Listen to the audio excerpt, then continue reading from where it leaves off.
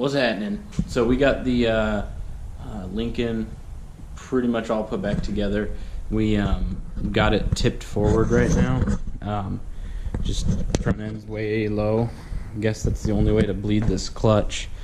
But yeah, everything's got vacuum lines back in, electrical connectors. We still need to slap the mass airflow sensor and the intake tube on, but that's about it. And then we got to bleed the brakes and the clutch. But according to the interwebs, you got to get the get it to where the back of the master cylinder is the highest point in the system, evidently. And then when you pump it, it'll allow, I'm assuming maybe when that piston's all the way forward, it'll allow the air to come up and through just naturally with gravity. So that's what I've been doing. I tried it a little bit, and then I lowered it a little more. A little bit hard to tell exactly what angle because this garage is already sloped towards the doors there, but it's definitely got a rake to it right now. So gonna try this out again. Some of it sucked down; it was full, but I'm gonna keep railing on the pedal, and hopefully that air comes out. I can still hear a bunch of gurgling. So yeah, we're gonna pump that, see how that goes. Yeah, the wiring's done. Everything is ready to go. I'm probably gonna load the tune on it tonight, time permitting, as long as I'm not fucking with this shit for too long. But yeah, hopefully tonight we'll have some startup vid onto her. So we'll see how she goes. Oh, I just wanted to make it clear one more thing. The reason I'm bleeding it this way is because of there's no bleed screw on the bottom. If they had put a bleed screw on the slave, then this wouldn't even be an issue. But since there's no bleed screw at all, this is the method you'll use, I guess. We're effed, boys. We're effed. Last night I didn't get very far. Voltage was down on the battery, and I was getting an unreadable code from the tuner. So started digging into it a little bit last night, but I didn't get too far just because it's getting late. But day 2, trying to get it to run. I don't know if you can see, but looked up the pinout because I wanted for the ECM because I wanted to check all my wiring, and I was looking through here. Actually, I pulled the harness down on the pulled the ECM and pulled the harness down and started checking wires to make sure I didn't cross anything, which I didn't. I went through the entire harness. That beautiful little diagram was painstaking. Didn't cross anything, but lovely old Ford, they have 3 wires that are duplicates. A brown with pink. I just scribbled them down so I didn't have to take my phone under here, but a brown with pink, there's 2 of them. An orange with yellow stripe, there's 2 of them. And a dark green with purple stripe, there's 2 of those. And the great thing about it is it's not like they're power for something common or a ground for something common. No, they're totally fucking different things. So, and I marked some of the wires, like some of the reds and the blacks with white strap. Some of the duplicate wires I noticed, those were just grounds and powers, which were fine.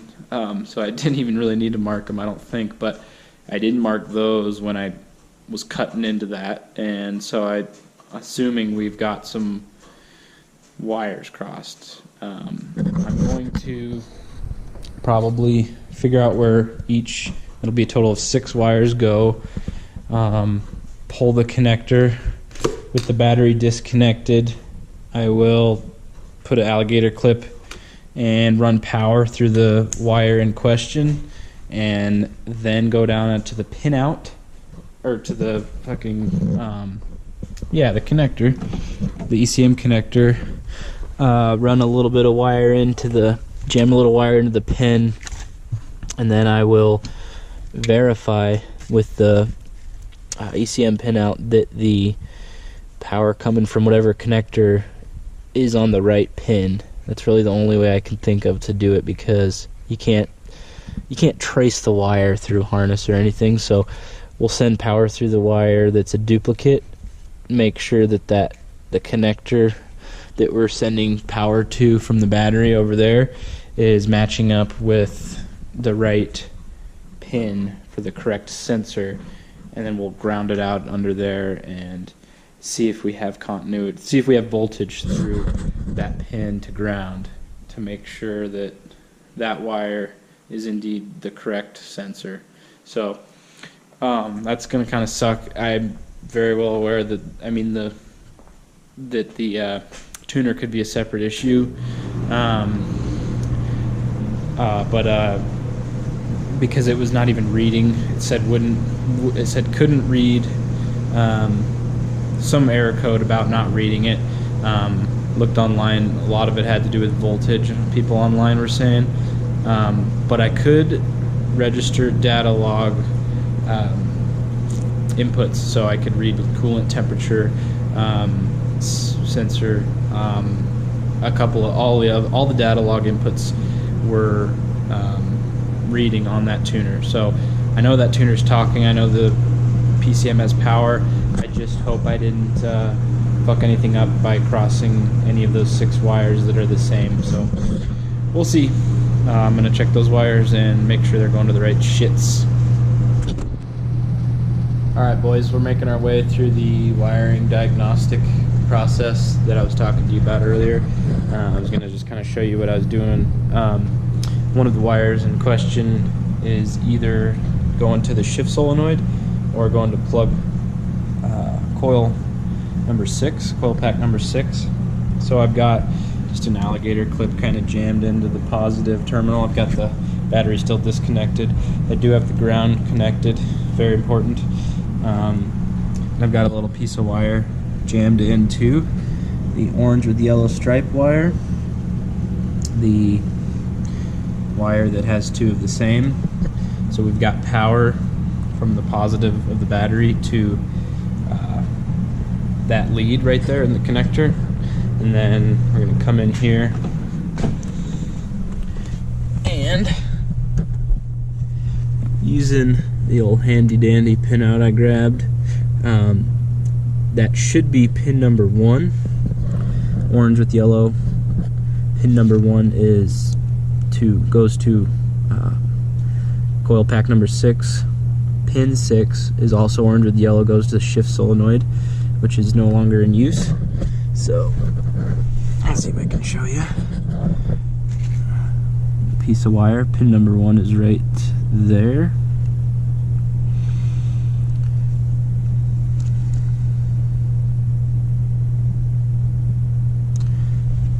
You can see 12 volts, 12.4 volts.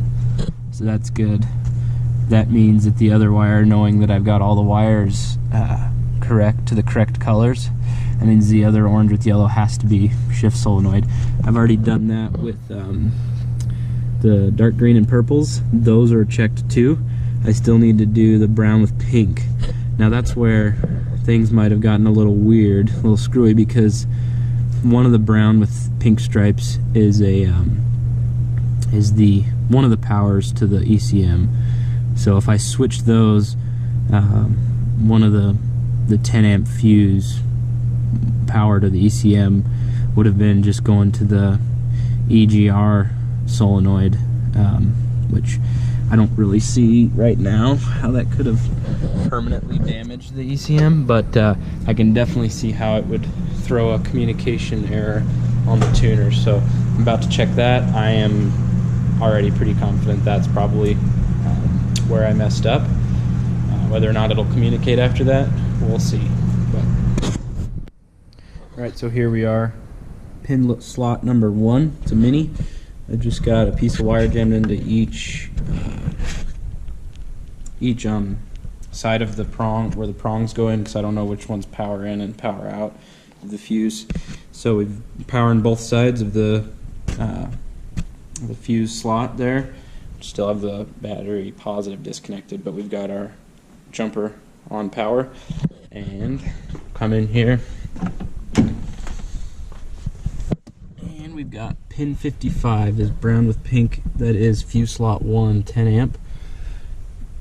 Brown with pink, also another different. The other brown with pink goes to the EGR regulator, vacuum regulator solenoid, which is pin 47's for the vacuum regulator. Pin 55 is powering that fuse. Right now I've got my wire jammed into pin number 47, which is supposed to be the EGR vacuum regulator. So I've got my other lead grounded,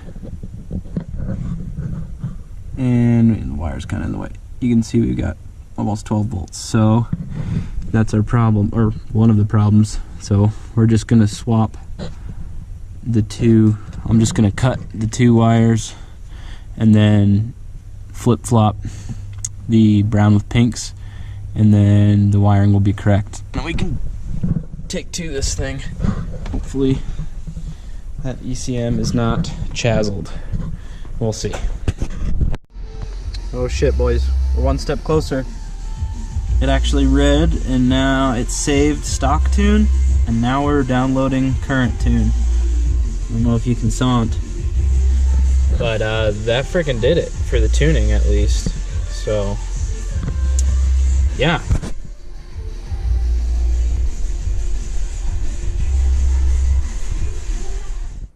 Alright guys, so we got the tune loaded. Tried to start fuel pump primes, but we are not engaging the starter solenoid. This model car, obviously the starter solenoid's down at the starter. So I was gonna take you through the diagnostic process here. There's 3 studs. I don't know if you can see. There's 3 studs on there. You got one hot constant, it's your big wire, and that's to power the motor. Then you've got a ground and another power to engage the solenoid.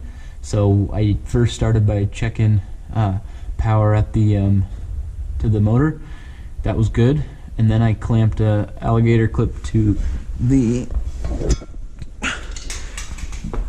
12 volt side of the solenoid terminal, and I put the meter up here, and then went inside and cranked it with the other end of the lead grounded out, and we were not getting 12 volts there during cranking. So next step was I referenced a fuse box diagram, found the relay on the for the starter. Next step was figuring out, these are all pretty common. I guess there's 2 different types of terminal positions and designations, but you've got pin number 30 and 87 and 87A. Those are your contacts for the switch. 87A is going to be normally closed, 87 is the normally open, and 30 is your power in on the switch side of the circuit of the relay. So you should have power coming in hot at pin number 30 at all times, and then once the coil side of the relay, pin number, let's see on these, they're all the same, pin number 85 and 86, that's your coil contacts. That is whenever that gets energized, that's when your power makes it through the switch side of the relay. So my next step was to stick one of my leads, and I'll just do it here. I've already kind of done this, but I stuck the lead in. Let's see. Yeah, I didn't know which one it was, which one was getting power, which side of the coil, so there's 2 sets of contacts for the coil, and one of them's gonna just, I'm assuming, go right to ground. The other one's gonna be power input from the, I'd assume at some point it's from the PCM, I think. And I checked both of these leads, and I believe this one right here, which would be 86, is the power coming in. So we should see power coming into to energize that coil and close the relay for the starter when we crank it. So I'm going to just ground this other lead here. I'm just keeping this charger on here to keep this battery nice and tendered while I've been mucking with stuff. So we have it set, well, we have it set to ohms. Let's go to DC volts here. I'm gonna just prop this up in accordance with I consent it. And we will crank this bitch and see what happens. See if you can see. I got this tilted pretty far down, but so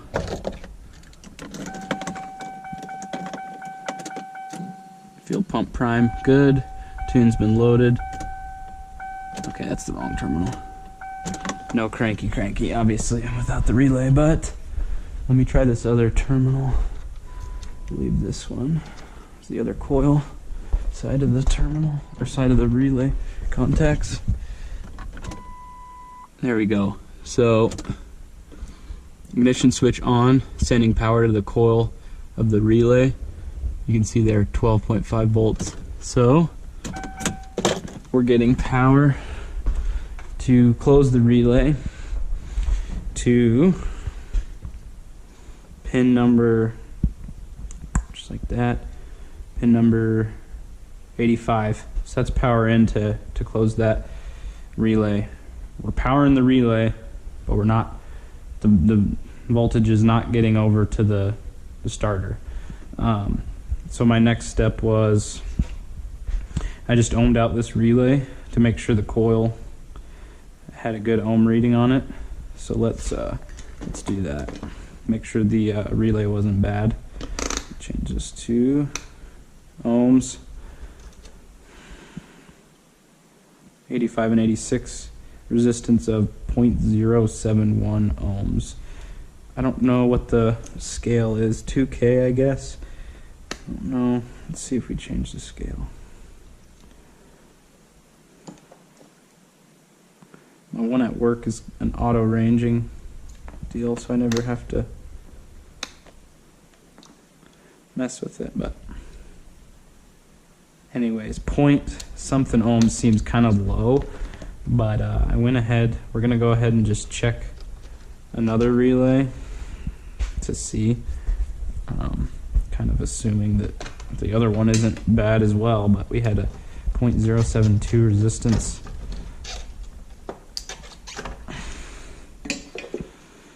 So this one, it's relay for something else, 0.72 resistance on the coil side as well. So I am pretty certain this relay is not bad.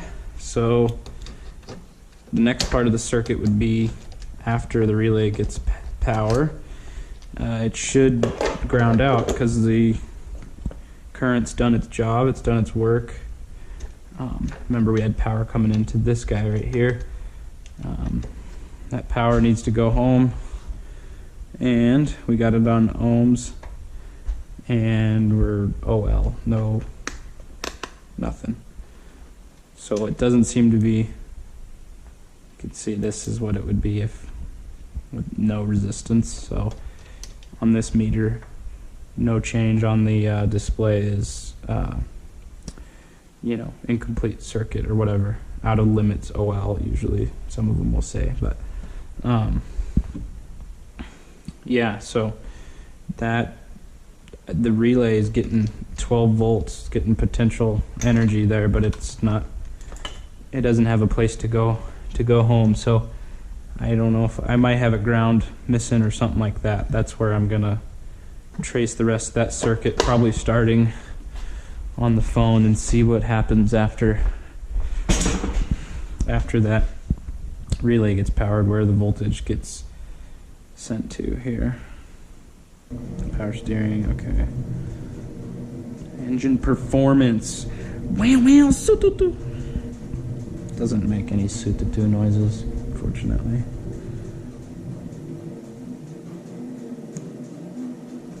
I don't think the start circuit's going to be on engine performance. This is an interior ground circuit. Ground distribution circuit 1 of 3. What is this one? Amplifier. modules. That's not right. Ground distribution 2 of 3. Defrost. Bunch of lights. Fuck. Let's see the starter relay. Switch. Fuck. Charging circuit.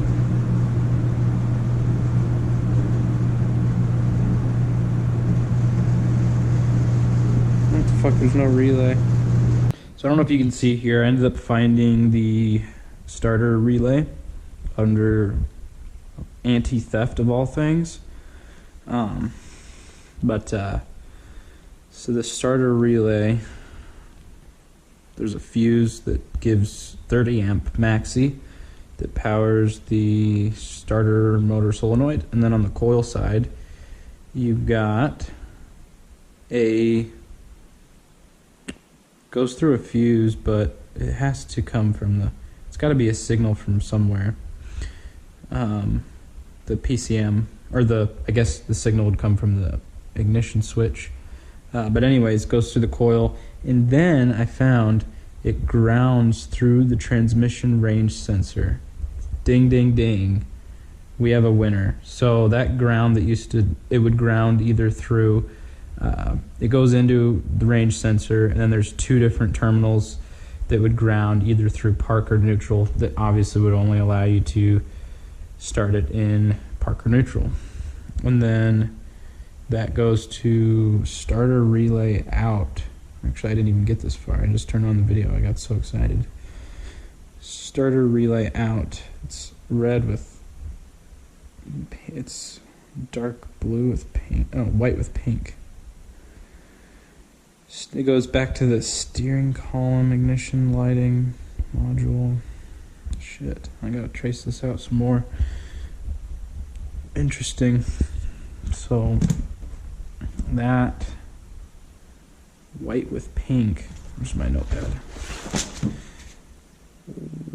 White with pink is pin number 4. Pin 4 on steering column ignition lighting module, bottom right side of dash. Huh. So that's where the circuit is broken. Is where I had the old range sensor in the circuit. I cut those wires that I didn't need with the old trans, and so we need to go connect the red blue that went into the range sensor, and then just hard connect it to the white with pink out of the range sensor that came out of the range sensor, that returned to the somewhere in the dash. I'd have to go to a different diagram, but that's where the break is, and if we complete that circuit, it should start. So we'll check that out. Holy shit, boys, this is not vape smoke. This is not vape smoke. So I grounded that relay circuit, and the starter has power now, and I don't know, it's got a lot of new exhaust piping, but doesn't really smell like oil, but I don't know. It is, the exhausts are wrapped too, but it is coming out of the pipes, so not quite sure if it's burning oil or what, but it freaking starts and idles and runs really well. So that freaking fixed it, and the tune seems to be, I mean, it didn't do much really. Got rid of the IMRCs and all the stuff on the old transmission, but the exhaust sounds really fucking cool.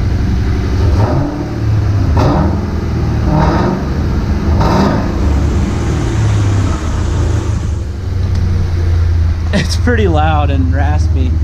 I don't know. Smells kind of chemically. It doesn't really smell like oil. I don't know.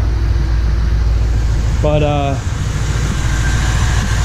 nothing too out of the ordinary. The one thing it's got a slow coolant leak on the back, and it's really hard to get to. I can show you in another video where that's coming from, but still got to bleed the brakes, and I might have to pull the transmission to bleed the clutch system. I think you got to leave it intact and then press the slave cylinder I was reading online to push the fluid back, or push the air back up, and then the fluid will return back into the slave cylinder. So, but just let's take a moment, ladies and gentlemen. Let's take a freaking moment. I mean, we got new cats, new lot of stuff, so I don't know. I'm assuming this will go away, but I don't know if this video is even gonna be, I am like shaking. It was like, I don't know, 6 months in the making, so freaking sick. And I don't even dare put it into gear yet because I don't think that clutch won't probably do anything anyways. But yeah, I'm gonna check the data log real quick and make sure voltage is good, coolant temp's coming up. I don't know how to read other stuff. I'd like to read like oil pressure. There's no oil pressure light's not on. This is gear display fault code, obviously. And you ain't got no freaking auto. I ain't got no gears to display. But freaking rights, ladies and gentlemen, this is fucking sick. I mean, it's just sick. I gotta touch it. I gotta touch it.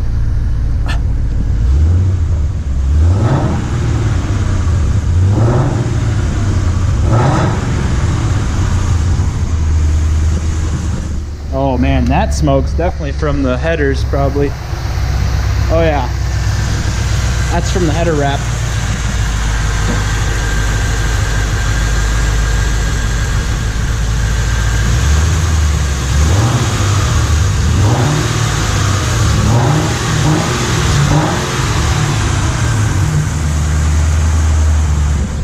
Frickin' right, boys.